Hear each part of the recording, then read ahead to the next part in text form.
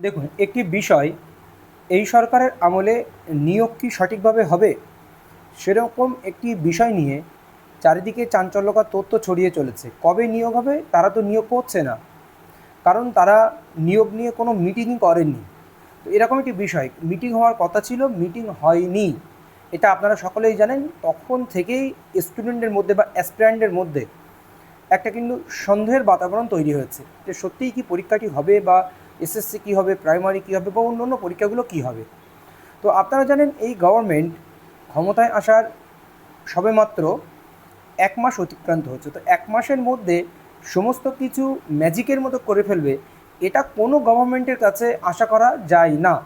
তাদেরকে একটু সময় দিতে হবে। মোটামুটি 1 মাসের মধ্যে আসলেন, মন্ত্রিমিশন সবে গঠন হলেন, যে মন্ত্রীতে কারা কী দায়িত্ব সেটা হলো, সেটা তো ইনকমপ্লিট ছিল, সেটা কমপ্লিট হলো। তারপরে ধীরে ধীরে এগিয়ে যাবে। শিক্ষামন্ত্রী সবে কিছু কিছু বার্তা রেখেছেন যে নিয়োগ প্রক্রিয়া সঠিক সময়ে সম্পন্ন করবেন।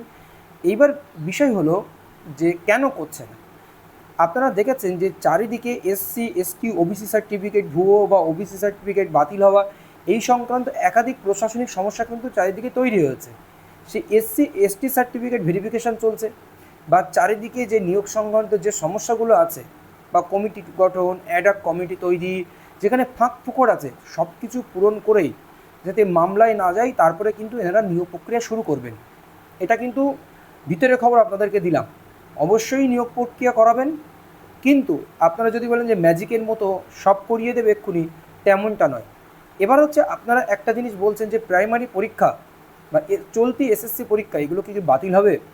তো শুনে রাখুন, এই যে প্রাইমারি পরীক্ষা বা প্রাইমারি ইন্টারভিউ নিয়োগ প্রক্রিয়া চলছে, এটা কিন্তু বাতিল হওয়ার চান্স খুবই খুবই ক্ষীণ রয়েছে।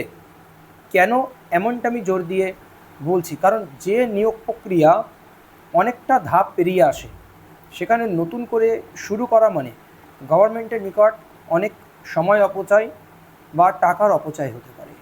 এদিকে এসএসসির ক্ষেত্রেও সেম প্রসেস, যে এসএসসির ক্ষেত্রে কি হবে। এখানেও 2025 পরীক্ষা বাতিল বলছেন না, বাতিল হওয়ার সম্ভাবনা খুবই কম রয়েছে, প্রসেসিং অনেকটা এগিয়ে গেছে। কিন্তু একটাই সমস্যা, কাস্টের যে বিষয়, ওবিসির যে বিষয়টি এখানে রয়েছে, যে কলকাতা হাইকোর্টে 2024 মে মাসে যে অর্ডার, সেটাকে মান্যতা দিয়েছেন। এদিকে পুরানো সরকার, তৃণমূল সরকার 2025 সালে যে নতুন গেজেট প্রকাশিত করে ওবিসি তৈরি করেছিলেন, সেই ওবিসির উপরে ভিত্তি করে ওনারা কিন্তু নিয়োগ প্রক্রিয়া চালু করেছেন। সেখানে সেইভাবে নতুন নতুন পরীক্ষার্থীরা তাই সেই ওবিসি সার্টিফিকেটকে আবেদন করেছেন, বা ইন সার্ভিস টিচাররা। এখানে কিন্তু ইন সার্ভিস টিচারদেরও এক প্রকার ক্ষতি হবে, কারণ ইন সার্ভিস টিচাররা সেই ওবিসি দেখিয়ে চাকরি পেয়েছেন। এখন যদি তাদের ওবিসি না থাকে, অনেক গণ্ডগোল হবে। এই সংক্রান্ত একাধিক বিষয় কিন্তু এখানে কাজ করছে। এইদিকে আপনারা জানেন যে মুখ্যমন্ত্রী আগে আশ্বাস দিয়েছিলেন যে আমরা ক্ষমতায় আসলে আমরা চাকরি ফিরিয়ে দেবো আপনাদের, এরকম একটি বিষয় উঠে এসেছে।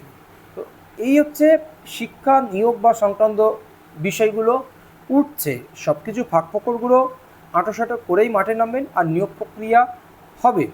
হয়তো বেশি কম হবেই, ম্যাজিকের মতো তো সব কিছুই হয়ে যাবে না। আপনি বললেন আজ, আর হঠাৎ করে শূন্য পদ তৈরি হয়ে গেল, নিয়োগ দিয়ে দিল, এমনটা বিষয় কিন্তু এখানে ঘটছে না। শিক্ষামন্ত্রীর কাছে একটি বার্তা গিয়েছে। কী বার্তা? প্যারা টিচারদের পার্মানেন্ট করে দেওয়া হোক। আরও অনেক ধরনের কন্ট্রাকচুয়াল টিচাররা এসেছিলেন, যে পার্মানেন্ট করে দেওয়া হোক তাদেরকে। সেখানে শিক্ষামন্ত্রী কী বক্তব্য রেখেছেন আপনারা কিন্তু সেটা স্পষ্ট জানেন, যে ধরুন প্যারা টিচার এরকম 10-11 হাজার, 12,000, 13,000 বেতন পান হাই স্কুল বা প্রাইমারি স্কুল। তো আপনারা এসেছেন আপনাদের অভিযোগ জানাতে, আমরা বিষয়টি দেখব, চিন্তাভাবনা করব আমাদের ক্যাপাসিটি অনুযায়ী বা ক্ষমতা অনুযায়ী। ওনারা কিন্তু বলে দেননি আমরা সব কিছুই পরিবর্তন করে দেব।